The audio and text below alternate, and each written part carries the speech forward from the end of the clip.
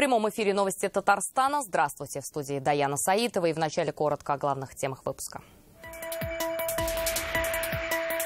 Вирус снова на крыльях. Грипп передается основной источник – это природный. Татарстанские соседи заболели птичьим гриппом. Грозит ли вирус республиканским пернатым? Альбина Минибаева. Без права и с переплатой. Неизвестно, когда на баланс поставят, и, соответственно, неизвестно, сколько процентов уже набежит и сколько мы в итоге переплатим. Как соципотечники Салават Купре стали заложниками задержки документов, узнал Дмитрий Аренин.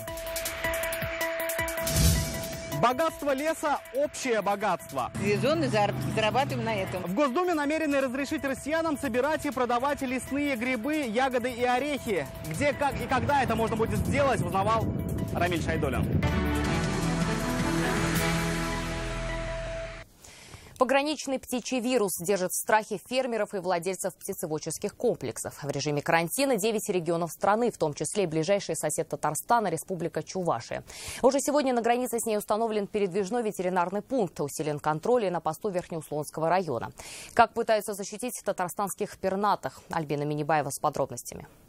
Они вот у меня здесь содержатся в закрытом помещении. Все курочки в своих домиках в подсобном хозяйстве Ирины Скворцовой домашний режим. Теперь любой чих может обернуться птичьим гриппом. Если будет оно уничтожать, это же очень плохо. Это я и без яичек останусь, и без курей останусь. На ветеринарном посту Верхнеуслонского района автогрузы из Чувашии под особым контролем. Вирус накрыл практически весь Приволжский федеральный округ. Сотрудники Россельхознадзора заглядывают в фуры, загружают приложение «Меркурий». В усиленном режиме досматриваются автомобили, идущие с Чувашской республики, с Пензенской области. Держим оборону и все-таки надеемся, что мы не допустим завоза неблагополучной продукции. Для этого мы на границе с регионами, где сейчас бушует, собственно, грипп птиц, выставляем ветеринарные посты. На карантине Пензенская, Самарская, Саратовская области, Республика Чувашия, и это только ближайшие соседи Татарстана. Всего 60 очагов инфекций по стране. В Пензенской области под нож пошли почти 500 тысяч индеек. Перед тем, как зайти в свое хозяйство, ветеринары советуют следовать элементарным правилам. Ну вот, например, просто поменять обувь. Так гораздо больше шансов, что к вашим курам не зайдет опасный вирус. Наша задача, чтобы грипп передается основной источник – это природный. Вполне серьезно. Ветеринары советуют ставить пугало. За прошлый год в республике было зафиксировано 9 очагов птичьего гриппа. Больше всего вирус подкатил Лаишевский птицекомплекс. Уничтожено 500 000 птиц. Кому-то из сельчан может понравиться та порода кур или тот вид гусей. Это рекомендуем вообще не приобретать. А если даже приобретается, то с полным пакетом документов. Откуда это, с какого региона. И при заболевании сразу же незамедлительно сообщили государственной ветеринарной службе. На чеку должны быть районы юго-запада республики. Дрожжановский, Буинский, Апастовский. Ветеринары сейчас снова обходят хозяйство, раздают памятки и предупреждают опасность на границе. Альбина Минибаева, Ринат Сафин, Лина Зинатуллина, Андрес Энтальцев. ТНВ. Казань, Верхнеуслонский район. 124 килограмма мяса, зараженного птичьим гриппом, из Пензенской области изъяли на днях в Татарстане. Вовремя обнаружить, куда и сколько поступает опасной продукции, помогла электронная система ветсертификации «Меркурий». В республике уже оформлено более 14 миллионов таких электронных ветеринарных документов. Это по 1,5 миллиона ежемесячно. Однако пока остаются и неохваченные поставщики.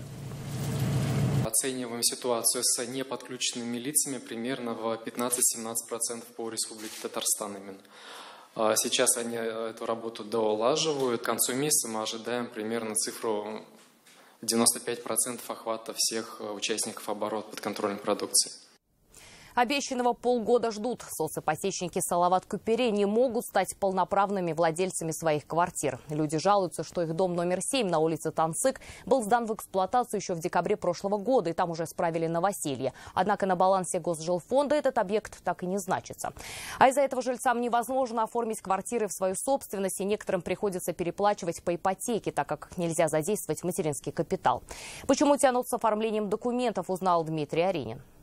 Хотелось бы детей на море отвезти, приходится, приходится как-то это думать, где эти деньги искать. Соответственно, экономить. Экономить и оставить двух дочек без моря приходится из-за того, что за соципотечную трешку материнским капиталом расплатиться нельзя. По документам дома на балансе нет и квартира не собственность. При этом по ипотеке семье приходится ежемесячно платить более 20 тысяч рублей. Мат-капитал помог бы сократить эту сумму на четверть. Это же накапливается, то есть неизвестно, когда на баланс поставят, и, соответственно, неизвестно, сколько процентов уже набежит и сколько мы в итоге переплатим. В похожей ситуации в этом доме несколько десятков семей. По договору в течение 30 дней с получения разрешения на эксплуатацию дом должен был оказаться на балансе Госжилфонда. Однако этого так и не произошло. На вопросы жильцов не раз называли новые сроки. Последний истек 1 июля. Дом, который сдался на 2 недели раньше в Салават-Купере, на 2 недели раньше нас, его уже поставили где-то 2 месяца назад. Вот соседний дом, соседнего квартала. А наш дом неизвестно, когда поставят.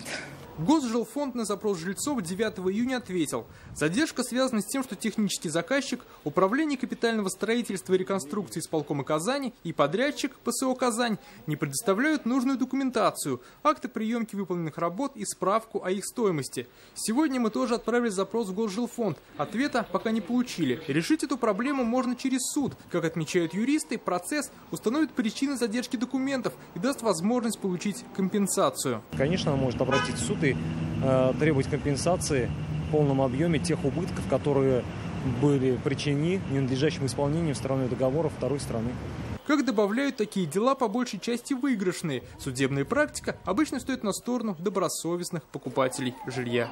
Дмитрий Аринин, Данил Филатов, Ренат Сафин, ТНВ, Казань. Марджой заинтересовалась прокуратура. В надзорном ведомстве республики начали проверку по поводу футболок с надписью, которая считается оскорблением для русской женщины. Напомним, казанский бренд одежды выпустил футболки со словами «Марджа» и «Марджа Тегель».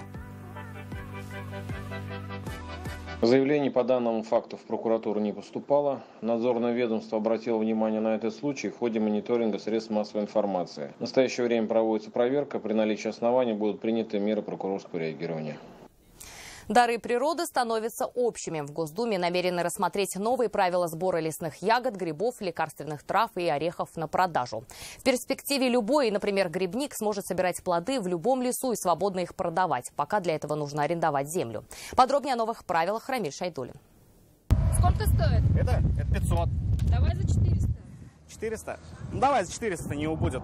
Скоро любители ягод вот так смогут продавать все, что собрали. Разумеется, если это будет здоровым. Например, привычная нам земляника, собранная в соседних лесах, опушках и посадках. Сезонный заработок, зарабатываем на этом. 100 рублей стакан.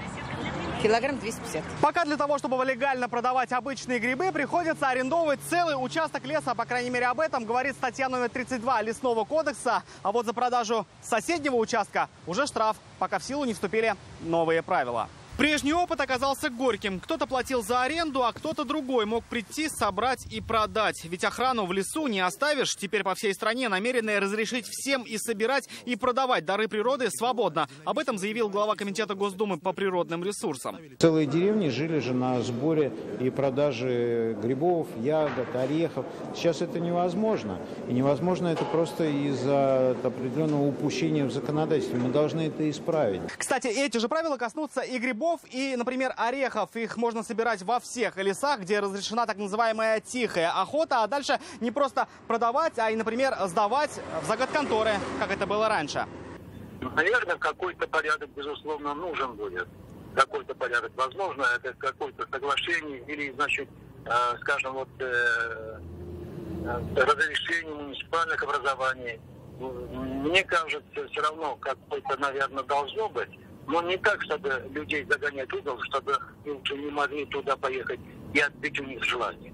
Ведро ягод здесь же может быть и ведерко грибов. В идеале скоро ни у кого не останется вопросов, откуда все это выставляется на продажу. Ведь понятно, что из ближайшего леса. Но пока законопроект еще не вступил в свою законную силу, осенью его только внесут на рассмотрение в Госдуму. Рамиль Шайдулин, Марат Зайдулин, ТНВ, Рыбнослободский район. У модных снимков звериный оскал. Одна из казанских кальянных включила в свой сервис новую опцию. Каждый посетитель может за 1500 рублей сфотографироваться с живой львицей. Интереснее, откуда в заведении хищник. Судя по инстаграм-аккаунту самой львицы, ей 5 месяцев. Хозяева держат животное дома и, видимо, сдают заведению на прокат для фотосессий. Зооинженеры полагают, что в таком возрасте хищника нельзя научить позировать, только если применять успокоительные. Ситуация уже заинтересовался Госкомитет Татарстана по биологическим ресурсам и привлек одного из хозяев к административной ответственности. Излюбленное место купания казанцев оказалось небезопасным. Это выявила проверка Роспотребнадзора на озере Комсомольское в Дербышках. Специалистов насторожили результаты пробы воды. В черный список Роспотребнадзора попало и городское озеро Лениногорска. Чем может обернуться пляжный отдых, выяснял Сергей Хайдаров.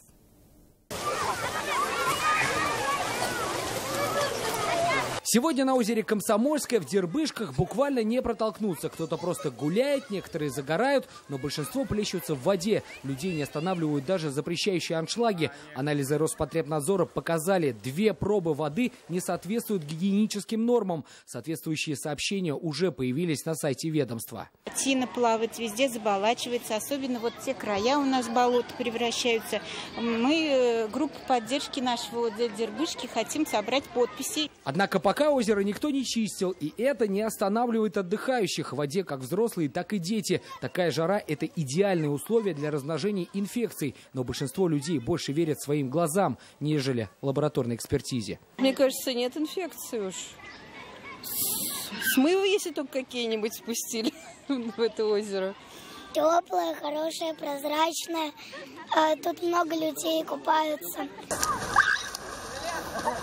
Как оказалось, не знали, где купаются и жители Лениногорска. Местное городское озеро, по сообщению Роспотребнадзора, тоже не прошло проверку на чистоту. Но, как видно, от этого пляж не опустел. Здесь ни одного предупреждающего аншлага. Если что, тогда должна быть здесь табличка, что запрещено купаться. Нет, не слышали об этом. У меня ребенок купается. А что, на самом деле что-то такое происходит, да? Теперь, скорее всего, предупреждающие аншлаги на Лениногорском пляже все-таки появятся. Роспотребнадзор рекомендовал сделать это муниципалитету города и ответственным за эксплуатацию пляжа. Купающимся же совет: прежде чем отправиться на пляж, убедитесь, что к воде нет претензий. Вся информация есть на сайте Роспотребнадзора. Сергей Хайдаров, Марат Саидгараев, Филюза Хамидуллина, Ирик Хабибуллин, ТНВ, Лениногорск, Казань. Казанский фестиваль болельщиков станет площадкой для крупнейших городских мероприятий. Об этом сегодня журналистам рассказали в кабинете министров.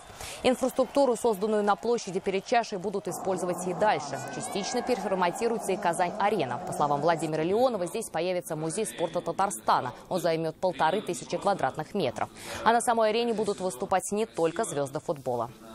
Один из таких тоже посылов, который тоже будет обсуждаться, это использование непосредственно самого стадиона для проведения крупномасштабных шоу. Вот это совершенно нормальная международная практика. Мы тоже вчера вспоминали, там позавчера, по-моему, Бейонсе выступала на Стад де Франс. Это новости Татарстана, и смотрите далее. Все цвета капитального ремонта. Очень старые, практически 60 лет ждали мы капитального ремонта. Детский сад в стиле Барнхаус увидела Альбина Аслагараева. Последняя резиденция последнего императора. Вот вазе на столе срезанная гортензия. В те дни, когда императрица находилась во дворце, его украшали живые цветы. С выставки цветных снимков царских дворцов 917 года Алина Знатулина. Парящий мост, ледяная стена и многое другое. Рустам Минниханов сегодня в Москве оценил все самые яркие достопримечательности нового столичного парка «Зарядье». Здесь сегодня начал свою работу Московский урбанистический форум. Участники — сотни специалистов со всего мира. Татарстанцы также поделились своими разработками уже в рамках общественного совета по реализации проекта «Городская среда» в Госдуме. Все детали у нашего собственного корреспондента в Москве Дины Газалиевой. Сегодня первым пунктом в работе Рустама Минниханова в Москве стала Государственная Дума. В здании на Охотном ряду впервые за год собрался общественный совет, чья главная задача – контролировать и содействовать реализации федерального проекта «Городская среда». Обустройство дворов, озеленение территорий, новые парки и скверы. На все это суммарный бюджет по стране составил более чем 57 миллиардов рублей. Что удалось сделать Совету за полгода, отчитались сегодня. В ходе 3500 рейдов активисты партии «Единая Россия» выявили нарушения при строительстве общественных объектов, в частности в Башкирии, Самарской области и ряде других регионов. С требованием все исправить члены Совета обратились к местным властям. И что теперь самое главное? Мнение об обустройстве вокруг уже по закону должны высказывать сами жители. Голосование прошло на территории 823 муниципалитетов с общей численностью 75 миллионов человек. В нем приняло участие 18,5 миллионов наших граждан. Такие результаты еще раз подчеркивают, как важно спрашивать мнение людей при принятии решений по данному вопросу. Региональная тема сегодня также обсуждалась в Доме правительства страны. Первое заседание комиссии по региональному развитию в новом статусе провел вице-премьер Виталий Мутко. Рустам Минниханов также принял в ней участие. Началось общение с поздравлением с успешным завершением чемпионата мира по футболу.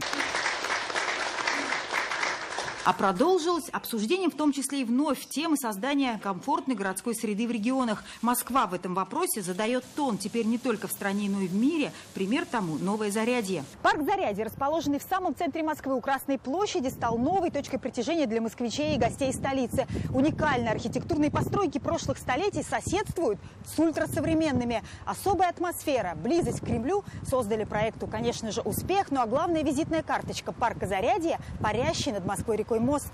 Экскурсия по парку сегодня впечатлила и Рустама Минниханова. Ледяная пещера, где круглогодично не больше 6 градусов и куда не зайдешь в летней одежде. Аттракцион «Москва» с высоты птичьего полета. Ну и, конечно, мультимедийная начинка Зарядье и уникальный природный ландшафт. Залы с мощной акустикой, биолаборатории и многое другое. Татарстанцы осмотрели и опробовали все в Зарядье. Быть такими же креативными Рустам Минниханов уже позже. На встрече с молодежью призвал студентов из Татарстана. По грантам от республики они обучаются в высшей школе урбанистики в Москве. И им сегодня предложили взглянуть по-новому на многие градостроительные объекты республики. В первую очередь социальные. Функционально никто не спорит там, какая площадка, какое покрытие. А немножко вот холл какой должен быть, там пространство. Молодые нестандартные идеи обещали генерить. Казань имеет огромный потенциал для развития, для того, чтобы стать городом на уровне Москвы. И сегодня же в рамках Московского урбанистического форума Рустам Минниханов провел ряд переговоров с мировыми экспертами по вопросам урбанистики. Дина Газалиева, Александр Ярошов, Марат Закиров, ТНВ, Москва. От прежнего здания только стены. В Казанском детском саду номер 160 идет капитальный ремонт. Обновление полное от полов до потолка. Своего экватора достиг ремонт детских учреждений в целом по республике. Укладываются ли работы в сроки и какие новые архитектурные стили применяют в этом году? Альбина Салгараева. Уже кладут плитку, а значит, большинство ремонтных работ завершены. Воспитание со всеми удобствами ожидает малышей Казанского 160-го детского сада. Зданию более полувека. Здание у нас 1959 года постройки, очень старое. Практически 60 лет ждали мы капитального ремонта. Строители начали работу буквально месяц назад. Ремонт действительно капитальный. Переделали абсолютно все. Заменили кровлю, полы, окна, инженерные сети. От прежнего здания остались только стены. К тому же перед строителями стояла интересная архитектурная задача. Да, дизайн необычный для нашего, скажем так, региона. Стиль, так называемый скандинавский лофт, это новое веяние. В принципе, материал применен профнастил разной цветовой гамме. Также можете обратить внимание, что стеклопакеты у нас закрашены. В этом детском саду запланировано не только преображение самого здания, но и прилегающей территории. Здесь будет новое искусственное покрытие, заменит малые архитектурные формы, появится песочница, беседки и, конечно, заменят старые качели.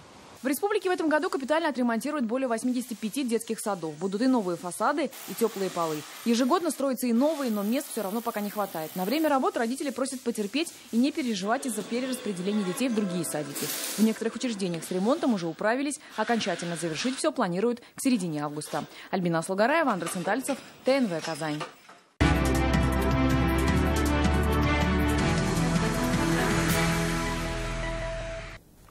Мы просто выполнили свой долг, так говорят инспекторы нижнекамского экипажа ДПС. А вот свидетели не устают их благодарить за спасенную жизнь. Во время патрулирования машину ГИБДД обогнал автомобиль. Мужчина бросился к полицейским с криками о помощи. Оказалось, что с ним в машине находилась его 16-летняя дочь.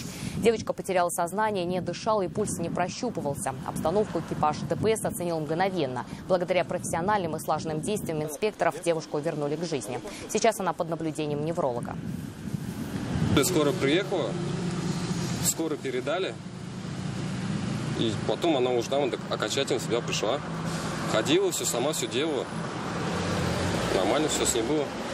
Спасли, все это вытащили. Наследие последнего императора России. Ровно 100 лет назад, в ночь на 17 июля, расстреляли Николая II с семьей. На днях Следственный комитет России сообщил, что новая экспертиза подтвердила подлинность найденных под Екатеринбургом останков царя и его окружения. В Казань к годовщине трагических событий привезли цветные изображения автохромы, сделанные в последней царской резиденции сразу после отъезда семьи. Что помнят эти снимки? Лина Зинатуллина. Вот тут вот в вазе на столе срезанная гортензия. В те дни, когда императрица находилась во дворце, его украшали живые цветы, много сирени, фиалок. А гортензии Александра Федоровна любила больше всего. Снимки залов Александровского дворца сделаны сразу после того, как его покинула царская семья. Еще не музей, а обжитой дом, который хранит тепло хозяев, встретил 1 августа 1917-го художественную комиссию во главе с архитектором Лукомским. Хотели сохранить для потомков, как выглядели все эти ценности на закате российской монархии.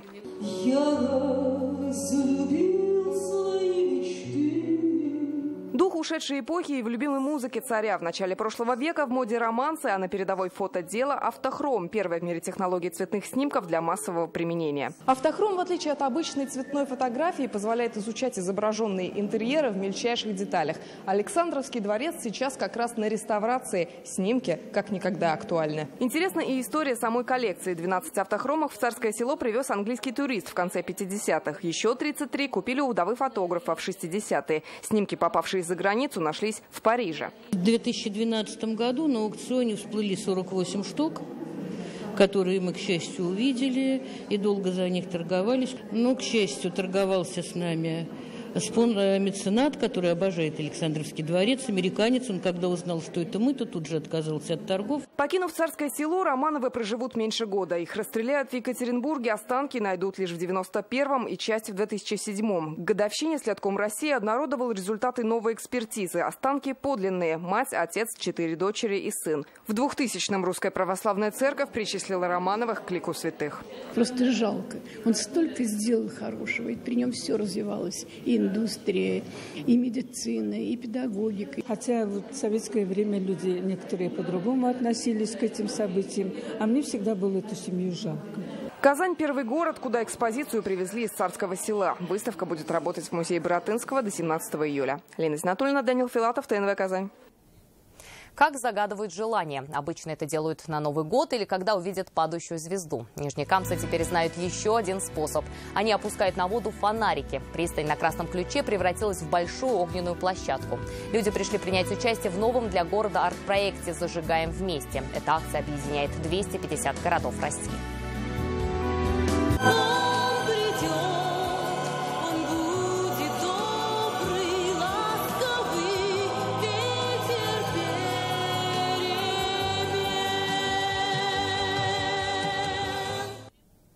Ограбление по-колумбийски. Куда исчезли бриллианты на миллионы? Есть ли шанс их найти? Об этом в программе «Вызов 112». Мы завершаем выпуск. Впереди еще спорт и прогноз погоды. Увидимся в 21:30.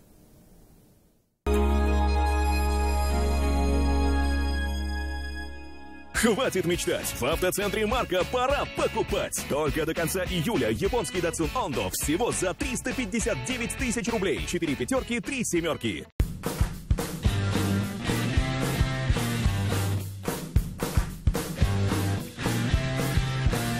Добро пожаловать в семью. Спутниковое телевидение от 0 рублей в месяц. Телекарта. Смотри, не переплачивай.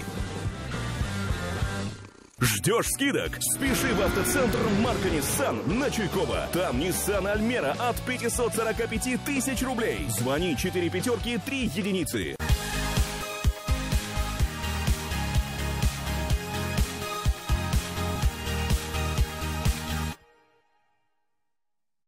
Время жарких предложений в Азинавто. Только в июле автомобили «Лада» с выгодой до 155 тысяч рублей. Успейте совершить выгодную покупку на особых условиях. Азинавто, Минская 1, телефон 512 12 12. Казанская государственная академия ветеринарной медицины проводит набор абитуриента по специальностям ветеринария, ветеринарно-санитарная экспертиза, зоотехния, бюджетные места. Заведи «Ладу» летом и выгоду получи при этом. Гранту, Весту и X-Ray. Забирай у нас скорей.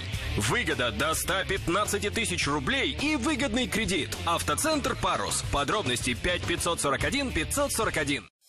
Болгар радиосы тәкъдим итә 30 август Пирамида концертлар залында Болгар радиосының бәйрәм концерты. Катнашалар Айдар Галимов, Гүзәл Уразова, Данир Сабиров, Илсия Бадретдинова, Венера Ганиева, Филис Кахиров, Ришат Тухватуллин һәм татар эстрадасының популяр йолдызлары. Башлана 18 сәгатьтә бәйрәм концертына рәхим итегез.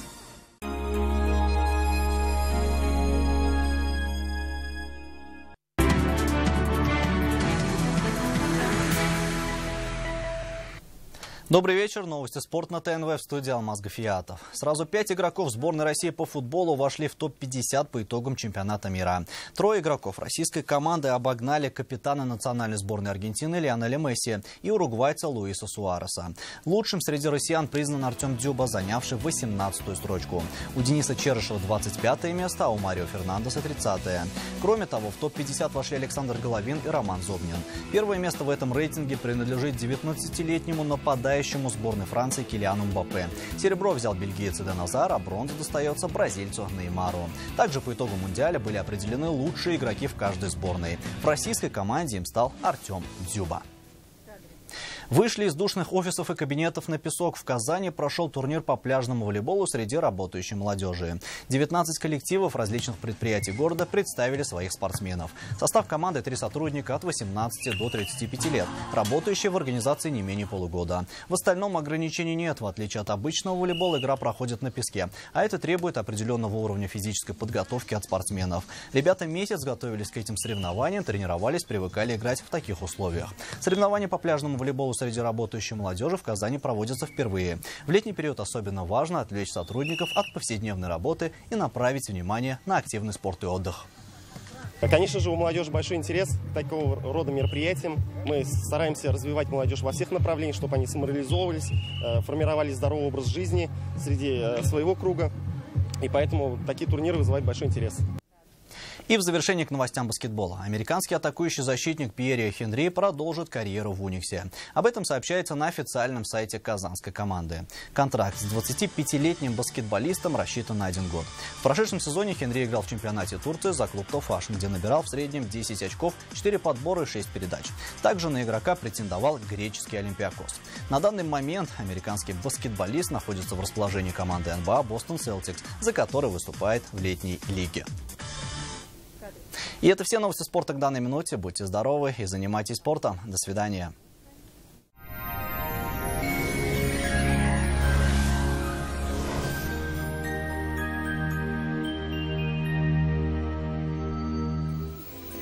Здравствуйте! Вы смотрите прогноз погоды на ТНВ. Спонсор выпуска – изготовитель корпусной мебели на заказ Данил Мастер. Вам нужен шкаф-купе? Качественный, недорогой, по вашим размерам? Данил Мастер исполнит ваше желание. Успейте заказать в июле со скидкой 20%. Данил Мастер, Казань, Восстание 23, телефон 2-167-166. Ну что ж, а теперь о погоде. В предстоящие сутки в республике ожидается небольшое понижение температур и осадки. По данным сервиса Яндекс.Погода, на юго-востоке Татарстана будет облачно, пройдет дождь, температура воздуха составит плюс 25 градусов. На северо-востоке республики ожидается дождливая погода, там температура воздуха составит плюс 26 градусов. На севере Татарстана переменная облачность, возможен дождь, плюс 25. На северо-западе плюс 24, местами пройдут дожди. На юго-западе республики тоже не обойдется без осадков. Там температура воздуха составит плюс 25 градусов. В центре Татарстана временами пройдут дожди. Температура воздуха составит плюс 25 градусов. В последующие сутки температура в республике вновь повысится. В Казани открылся Центр лечения заболеваний позвоночника и суставов клиника доктор Осна Ямашева, 11. Не терпите боль. Вернуться к полноценной жизни – это просто. Когда сустав болит невыносимо и отказывается работать как прежде, остается заменить его на протез. Медицинский центр «Доктор Ост» предлагает иные современные решения – ударно-волновую терапию и плазмолифтинг. Благодаря инновационным технологиям стало возможным помочь пациентам любого возраста с проблемами суставов любой сложности без операций и протезирования. В центре могут помочь уменьшить боль, укрепить суставы и повысить их эластичность. Не терпите боль. Запишитесь в «Доктор Ост». Клуб цветоводов «Отрада» приглашает на выставку-продажу цветов 18 и 19 июля по адресу Казань, улица Гвардейская, дом 54/1, остановка Сады. В Казани в предстоящие сутки ожидается переменная облачность, возможен дождь. Температура воздуха составит около 25 градусов выше 0. Ветер восточный, умеренный. Атмосферное давление 747 миллиметров ртутного столба. Влажность воздуха 77%. Магнитное поле Земли спокойное.